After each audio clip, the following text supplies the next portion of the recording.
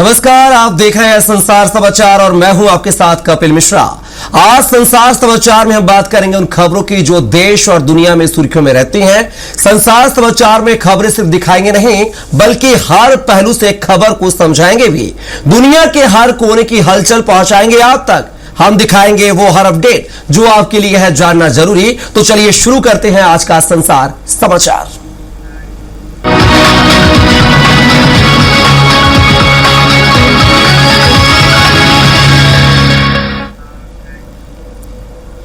कहते हैं कि उम्र महज एक नंबर है। आपने लोगों को यह कहते बहुत सुना होगा, लेकिन सिंगापुर के चुआंडो टैन को देखकर आपको यकीन भी हो जाएगा कि यहां 60 की उम्र में भी लोग रिटायरमेंट और सेहत की चिंता करने लगते हैं। तो वही टैन सोशल मीडिया की दुनिया में अपनी कॉलेज बॉय लुक वाली तस्वीरों से आग लगा रहे हैं और लोग इनको देखकर हैरान हो रहे हैं। 60 की उम्र में 20 वाला लुक आखिर कैसे, क्या है पूरी कहानी, चलिए आपको दिखाते हैं इस रिपोर्ट के माध्यम से। उम्र 60 लेकिन अंदाज 20 का। उम्र का नंबर बड़ा लेकिन फिटनेस उससे भी बड़ी। 60 में भी कॉलेज बॉय वाला लुक। पासपोर्ट का है 60, लुक का है 20। उम्र सिर्फ नंबर है, यह शख्स उसका सबूत है। सिंगापुर के चुआंडो टैन एक मशहूर फोटोग्राफर और मॉडल हैं जो रातों रात तक इंटरनेट पर सनसनी बन गए जब उन्होंने अपनी उम्र का खुलासा किया। उनके चेहरे की चमक और सिक्स पैक एब्स देखकर कोई भी धोखा खा जाए कि यह बंदा अभी अभी कॉलेज की डिग्री लेकर निकला है। टैन एक मशहूर फोटोग्राफर और मॉडल हैं जो रातों रात तक इंटरनेट सनसनी बन गए जब उन्होंने अपनी उम्र का खुलासा किया। 2017 में जब वह 50 के थे तब दुनिया उन्हें देखकर दंग रह गई थी। वह 60 साल के हो चुके हैं, लेकिन उनके चेहरे की चमक और सिक्स पैक एब्स देखकर कोई भी धोखा खा जाए कि यह बंदा अभी अभी कॉलेज की डिग्री लेकर निकला है। यही वजह है कि इंटरनेट पर उन्हें एशियाई वैम्पायर और सबसे हॉट अंकल कहकर बुलाते हैं। क्या है इस जादुई लुक का राज? जाहिर है अन्य लोगों की तरह आप भी सोच रहे होंगे कि टैन ने जवा दिखने के लिए प्लास्टिक सर्जरी या महंगे कॉस्मेटिक्स का सहारा लिया होगा, लेकिन वह इन दावों को सिरे से खारिज करते हैं। अपने 60वें जन्मदिन पर उन्होंने बताया कि वह शख्स डाइट फॉलो करते हैं, जिम और फिजिकल एक्टिविटी उनके डेली रूटीन का हिस्सा है। टैन का मानना है कि सूरज की रोशनी और ताजी हवा ही असली एंटी एजिंग क्रीम है। 60 की उम्र में 20 वाला स्वैग। हाल ही में जब उन्होंने 6 और 0 नंबर के गुब्बारे लेकर सोशल मीडिया पर अपनी फोटो डाली तो कमेंट्स की बौछार हो गई, लेकिन इतनी शोहरत और प्यार मिलने के बावजूद टैन जमीन से जुड़े इंसान हैं। एक इंटरव्यू में उन्होंने स्वीकार किया है कि कभी कभी प्रेशर महसूस होता है। उन्होंने कहा कि मुझे पता है कि मैं अंदर से बूढ़ा हो रहा हूं, मैं बस अपनी लाइफ को शानदार तरीके से जीने की कोशिश कर रहा हूं। मेरी report, international desk, Swaraj express. क्या आप जानते हैं कि दुनिया में एक ऐसी जगह है जहां बौनों का पूरा गांव बसा हो? इस गांव में अधिकतर जन्म लेने वाला शख्स बौना ही होता है। इस बारे में जानकर आप हैरान हो जाएंगे क्योंकि यह बिल्कुल सच है। इस गांव में बौनों के पैदा होने वाले रहस्य को लेकर वैज्ञानिक भी हैरान हैं। उन्हें अभी तक इसके बारे में कोई जानकारी प्राप्त नहीं हुई है। आखिर कहां है बौनों का शहर, चलिए आपको दिखाते हैं इस रिपोर्ट के माध्यम से। एक गांव ऐसा जहां कद छोटा लेकिन कहानी बड़ी है। कुदरत का करिश्मा या अनसुलझा रहस्य ऐसा जिसे विज्ञान भी नहीं सुलझा पाया। दुनिया का अनोखा गांव जहां ज्यादातर लोग बौने। एक गांव जहां कद नहीं किस्मत चर्चा में है। दुनिया में कई लोग लंबे से लेकर छोटी कदकाठी के पाए जाते हैं। कई बार हमें कुछ ऐसे लोगों के बारे में भी पता चलता है जो या तो जरूरत से ज्यादा लंबे या फिर बेहद छोटे कद के होते हैं। ऐसे में लोग उनका मजाक भी उड़ाते हैं। इतना ही नहीं, उन्हें तरह तरह के शब्दों से कहकर चिढ़ाते भी हैं। समाज में बौने लोगों को काफी कमजोर समझा जाता है, जिस वजह से कई बार उनके अंदर हीन भावना उत्पन्न होने लगती है। लेकिन क्या आप जानते हैं कि दुनिया में एक जगह पर अधिकांश बौनों का पूरा गांव बसा हुआ है? इस गांव में अधिकतर जन्म लेने वाला शख्स बौना ही होता है। इस बारे में जानकर आप हैरान जरूर हो जाएंगे, क्योंकि यह बिल्कुल सच है। इस गांव में बौनों के पैदा होने वाले रहस्य को लेकर वैज्ञानिक भी खुद हैरान हैं। उन्हें अभी तक इसके बारे में कोई जानकारी प्राप्त नहीं हुई है। GFX चीन में स्थित है यह गांव। यह गांव और कहीं नहीं बल्कि भारत के पड़ोसी मुल्क चीन में है। सिचुआन प्रांत स्थित सुदूर इलाके में यांगसी नाम का गांव पाया जाता है। यहाँ पर 50% बौनों की आबादी रहती है। वहीं इस गांव के नागरिकों की बात करें तो 80 में से 36 लोग का कद केवल 2 फीट 1 इंच से लेकर 3 फीट 10 इंच के करीब रहता है। यही कारण है कि दुनिया में यह गांव बौनों के शहर के नाम से प्रसिद्ध है। दूसरी ओर इस गांव में लोगों के बौना पैदा होने के राज को लेकर वैज्ञानिक पिछले 67 सालों से रिसर्च कर रहे हैं। उन्हें इससे लेकर कोई कामयाबी हाथ नहीं लगी है, मगर इस गांव की आधी से ज्यादा आबादी शुरू से ही बौनी पैदा नहीं हो रही है। एक समय पर यहाँ लोग सामान्य कदकाठी के पैदा होते थे। इस बारे में गांव में रहने वाले बुजुर्गों का कहना है कि दशकों पहले यहाँ भयंकर बीमारी फैल गई थी, जिससे गांव के रहने वाले लोग इस रोग से ग्रसित हो गए थे, जिसके चलते तभी से गांव में पैदा होने वाला बच्चा ऊंचाई ज्यादा नहीं पा पाता है। वैज्ञानिकों ने गांव में की रिसर्च। गांव के लोगों का कहना है कि साल 1911 के बाद से लोगों बौने पैदा हो रहे हैं। हालांकि आधिकारिक रूप से इस खतरनाक बीमारी का साल 1951 में खुलासा हुआ था, जब प्रशासन को गांव में पीड़ितों के अंग छोटे होने का मामला सामने आया था, मगर तब से लेकर अब तक गांव के लोगों में बौनेपन की वजह नहीं पता चल पाई है। इसे लेकर वैज्ञानिक भी नहीं पता लगा पाए कि आखिर चीन के इस गांव के लोगों की लंबाई क्यों नहीं बढ़ रही है। टूरिस्ट के जाने पर पाबंदी। चीन की सरकार ने यांगसी गांव के अस्तित्व से कभी इनकार नहीं किया है, लेकिन इस गांव को बाहरी दुनिया से पूरी तरह अलग रखा गया है। किसी भी विदेशी को यहां आने की अनुमति नहीं है। स्थानीय लोग इस गांव को एक बुरी शक्ति का प्रकोप मानते हैं। वैज्ञानिकों ने इस रहस्य को सुलझाने के लिए कई अध्ययन किए हैं। उन्होंने पाया है कि गांव की मिट्टी में पारा की मात्रा काफी अधिक है। यह संभव है कि मिट्टी में मौजूद जहरीले तत्वों के कारण यहाँ के लोगों की लंबाई नहीं बढ़ पा रही हो। Report international desk Swaraj express. आजकल बाथ स्पा का चलन तेजी से बढ़ रहा है। धीरे धीरे ये आम लोगों की लाइफस्टाइल का हिस्सा भी बनता जा रहा है। लोग बॉडी को रिलैक्स करने के लिए स्पा सेंटर जाते हैं, लेकिन चीन में अनोखे बाथ स्पा का ट्रेंड चला है, जिसमें ऐसा ट्रीटमेंट दिया जाता है कि जिसे सुनकर आप भी हैरान हो जाएंगे। चीन के प्रमुख शहरों में स्ट्राम बाथ स्पा का चलन तेजी से बढ़ रहा है, जहां आपको तूफान और बिजली के झटकों का एहसास कराया जाता है। आखिर कैसे होता है ये स्पा में रिलैक्सेशन, चलिए आपको दिखाते हैं पूरी खबर इस रिपोर्ट के माध्यम से। स्पा में मिलेंगे बिजली के झटके, तूफान में फंसने का एहसास, मूसलाधार बारिश का मजा। आमतौर पर बाथ स्पा में गर्म स्टीम, अरोमा ऑयल और रिलैक्सिंग मसाज के जरिए थकान और तनाव दूर किया जाता है। स्पा में खास तरह के बाथ टब, हर्बल या सुगंधित पानी और थेरेपी का इस्तेमाल होता है, जिससे शरीर तरोताजा और हल्का महसूस करता है। आसान शब्दों में कहें तो बाथ स्पा ऐसा ट्रीटमेंट है जहां पानी और मसाज के जरिए शरीर को रिलैक्स किया जाता है। आखिर क्या है storm bath spa? Normal bath spa के उलट स्टॉर्म बाथ स्पा लोगों के बीच काफी पॉपुलर हो रहा है। स्टॉर्म बाथ स्पा में ऊपर पानी के जेट लगे होते हैं जो पूल में गिरते हैं, जबकि आसपास की इलेक्ट्रॉनिक स्क्रीन बिजली के तूफान जैसे नजारे दिखाती है।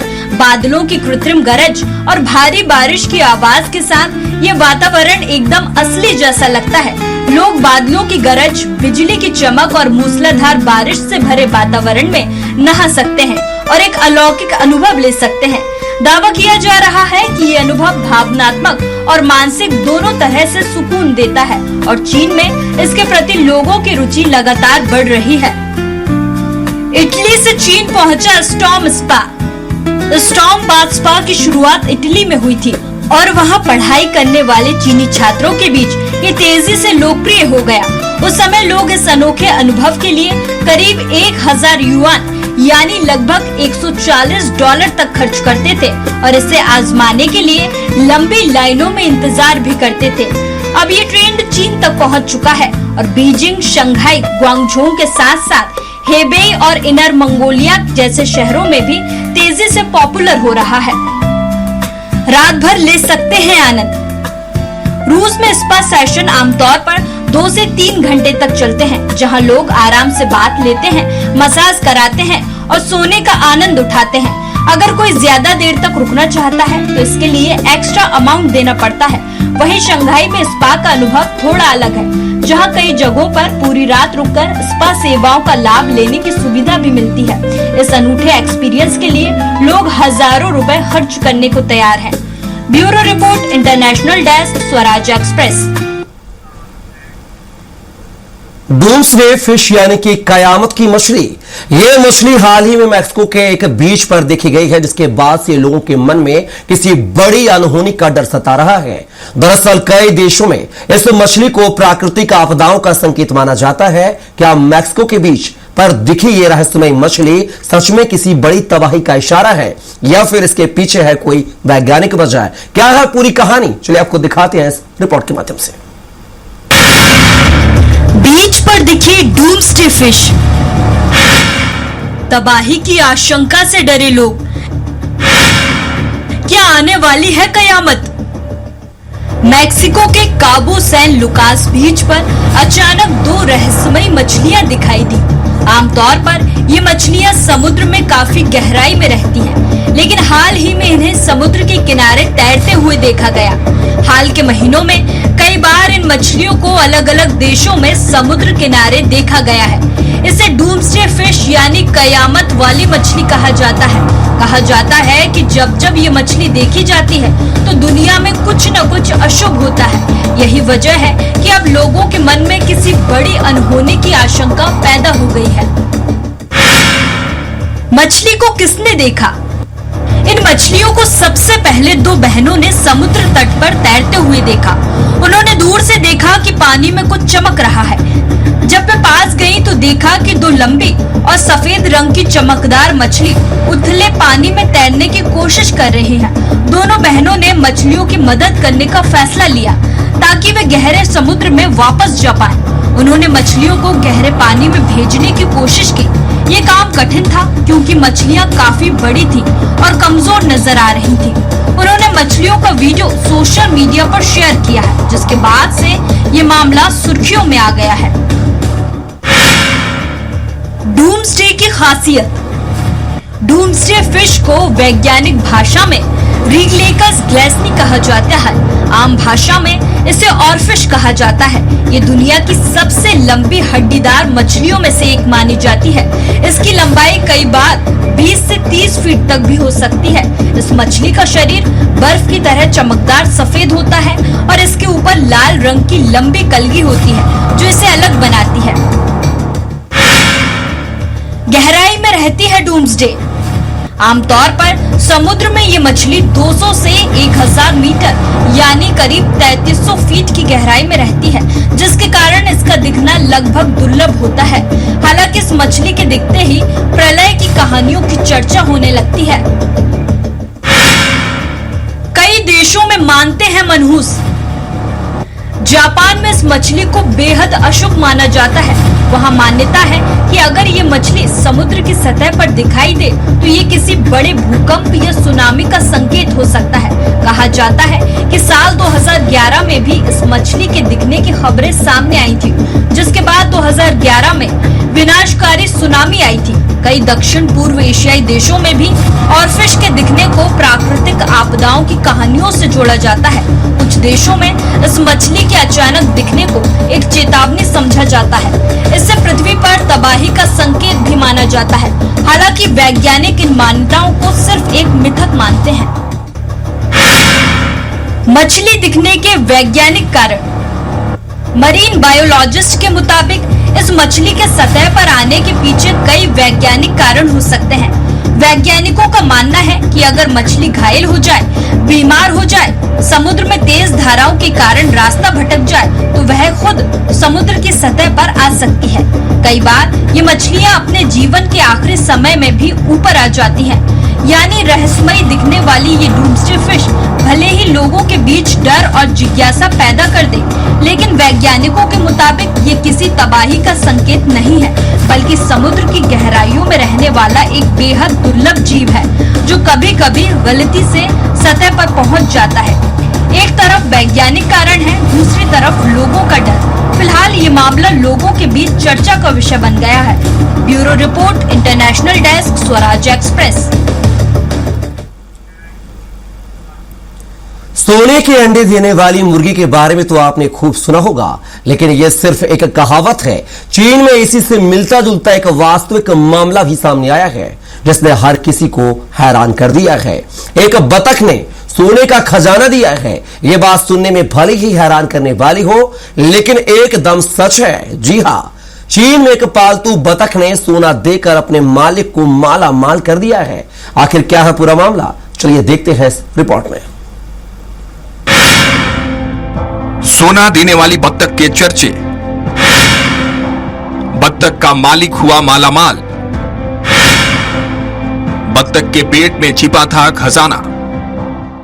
दुनिया में बहुत से लोग शौकिया तौर पर कुत्ते, बिल्ली या दूसरे जानवर पालते हैं, लेकिन ऐसा बहुत कम ही देखने को मिलता है कि कोई पालतू जानवर अपने मालिक को अचानक अमीर बना दे।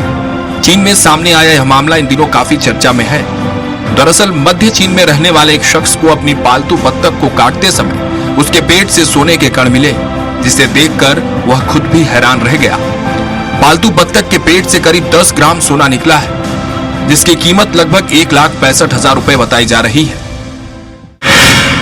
कौन है ये लकी शख्स? मामला सामने आने के बाद हर कोई जानना चाहता है कि आखिर वो लकी इंसान कौन है जिसे बतख ने सोना दिया। इस लकी शख्स का नाम लियू है, जो हुनान प्रांत के लोंगहुई काउंटी का रहने वाला है। इस घटना से लियू और उसका परिवार बेहद हैरान है और खुश भी है। लियू के पिता का कहना है कि यह घटना उनके परिवार के लिए सौभाग्य का संकेत हो सकती है। गांव में भी इस बात की काफी चर्चा हो रही है कि एक साधारण सी बत्तख ने अपने मालिक को इतना कीमती खजाना कैसे दे दिया। आखिर कैसे निकला सोना? जब लियू ने अपने पाले हुए बत्तख को काटा तो उसके पेट में चमकदार कण नजर आए। शुरुआत में उसे समझ नहीं आया कि आखिर यह है क्या, लेकिन बाद में जांच कराने पर पता चला कि असल में सोने के कण हैं।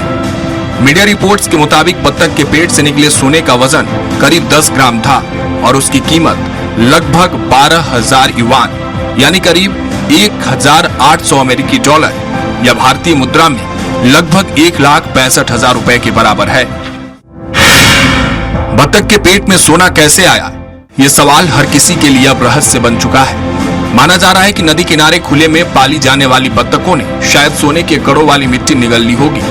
बत्तखें अक्सर जमीन में चोंच मारकर छोटे छोटे कण और मिट्टी निगल लेती हैं। क्योंकि शरीर सोने को पचा नहीं सकता, इसलिए वो कण बत्तख के पेट में ही जमा रह जाते हैं। हालांकि विशेषज्ञों का कहना है कि अगर सोने के टुकड़े बड़े हों या उनमें अशुद्धियां ज्यादा हों, तो इससे जानवरों या इंसानों के आंतों में रुकावट या विषाक्तता जैसी समस्याएं हो सकती हैं। लेकिन लियू की बत्तख के पेट में जो सोना मिला वो बहुत छोटे छोटे कणों के रूप में था, इसलिए उससे कोई नुकसान नहीं हुआ। सोने के लिए चर्चित था इलाका। दरअसल जिस चेनशुई नदी के किनारे ये बत्तखें पाली जाती हैं, वह इलाका पहले सोने के लिए जाना जाता था। 1970 के दशक से लेकर 1990 के दशक तक यहाँ सोने की तलाश में बड़ी संख्या में लोग आते थे और इस वजह से यहाँ स्थानीय स्तर पर गोल्ड रश जैसी स्थिति बन गई थी। हालांकि बाद में सरकार ने निजी सोने के खनन पर रोक लगा दी, जिसके बाद यह गतिविधि लगभग बंद हो गई।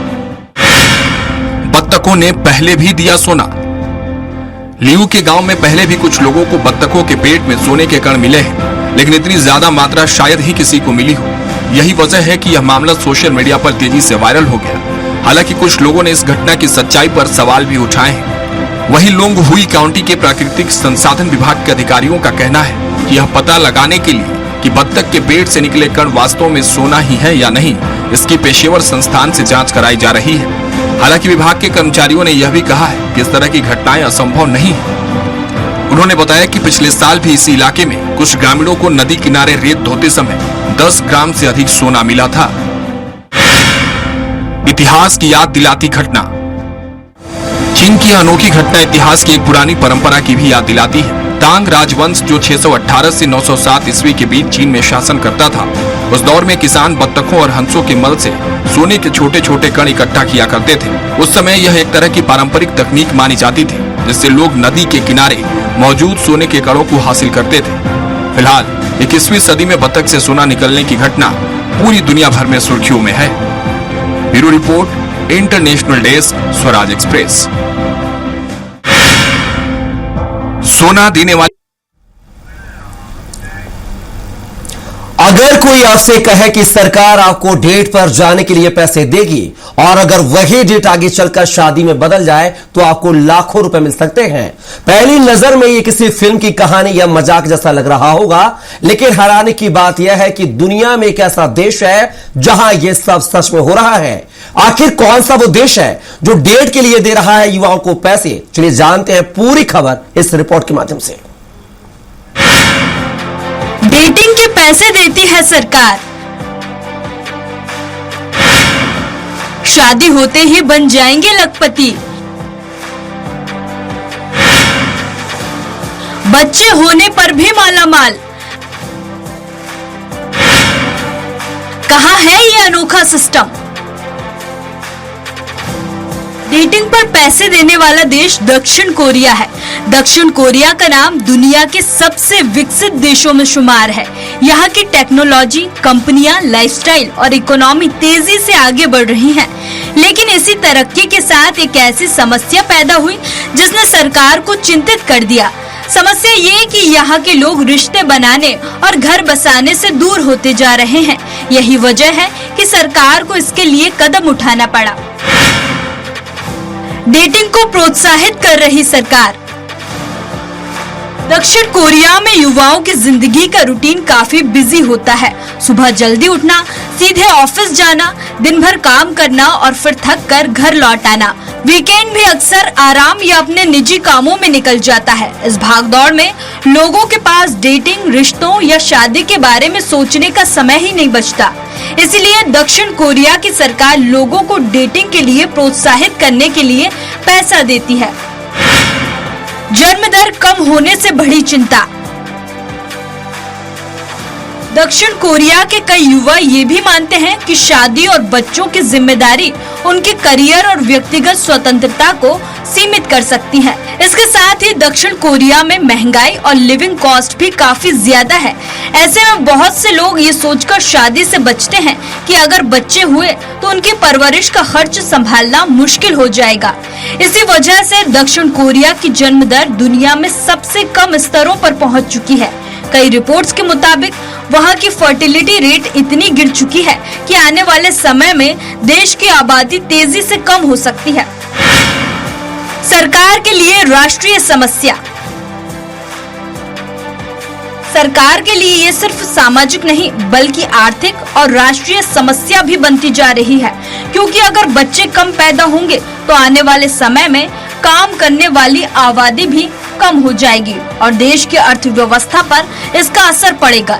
यही कारण है कि अब दक्षिण कोरियाई सरकार ने इस समस्या का समाधान निकालने के लिए एक अनोखा तरीका अपनाया। डेटिंग पर हजारों का खर्च। दक्षिण कोरिया सरकार अब युवाओं को डेटिंग के लिए भी आर्थिक मदद दे रही है। अगर कोई युवक और युवती डेट पर जाने का फैसला करते हैं तो सरकार उन्हें करीब 350 अमेरिकी डॉलर यानी लगभग 31,000 रुपए की आर्थिक सहायता देती है। इस पैसे का इस्तेमाल वे रेस्टोरेंट में खाना खाने, फिल्म देखने, कॉफी डेट पर जाने या किसी भी मनोरंजन गतिविधि के लिए कर सकते हैं। यानी सरकार चाहती है कि लोग घर से बाहर निकलें, एक दूसरे से मिलें और रिश्ते बनाने की कोशिश करें। शादी पर मिलेंगे लाखों रुपए। कुछ योजनाओं में तो ये भी प्रावधान है कि अगर डेट के दौरान दोनों के परिवार मिलते हैं तो उस मुलाकात के खर्च के लिए भी अलग से आर्थिक सहायता दी जाती है। लेकिन कहानी यहीं खत्म नहीं होती। अगर वही रिश्ता आगे बढ़कर शादी तक पहुंच जाता है तो सरकार कपल को करीब 25 लाख रुपए तक की आर्थिक मदद देती है। इसका मकसद शादी से जुड़े भारी खर्च को कम करना है ताकि युवा बिना आर्थिक दबाव के शादी का फैसला कर सके। बच्चे होने पर भी सब्सिडी। अगर शादी के बाद कपल बच्चे पैदा करने का फैसला लेते हैं तो सरकार उनकी परवरिश, शिक्षा और देखभाल में भी मदद करती है। दक्षिण कोरिया में कई ऐसी योजनाएं हैं जिनके तहत बच्चों के जन्म के बाद माता पिता को आर्थिक सहायता, सब्सिडी और कई तरह की सुविधाएं दी जाती हैं। कुछ मामलों में सरकार बच्चों की देखभाल और शिक्षा के खर्च में भी साझेदार बन जाती है। दक्षिण कोरिया सरकार का मानना है कि अगर युवाओं की आर्थिक चिंता कम कर दी जाए तो वे रिश्तों और परिवार को ज्यादा सकारात्मक नजरिए से देखेंगे। Bureau report, international desk, Swaraj express.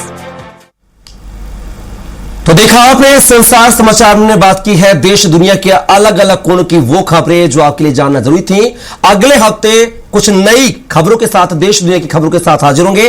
तब तक के लिए मुझे दीजिए इजाजत। नमस्कार।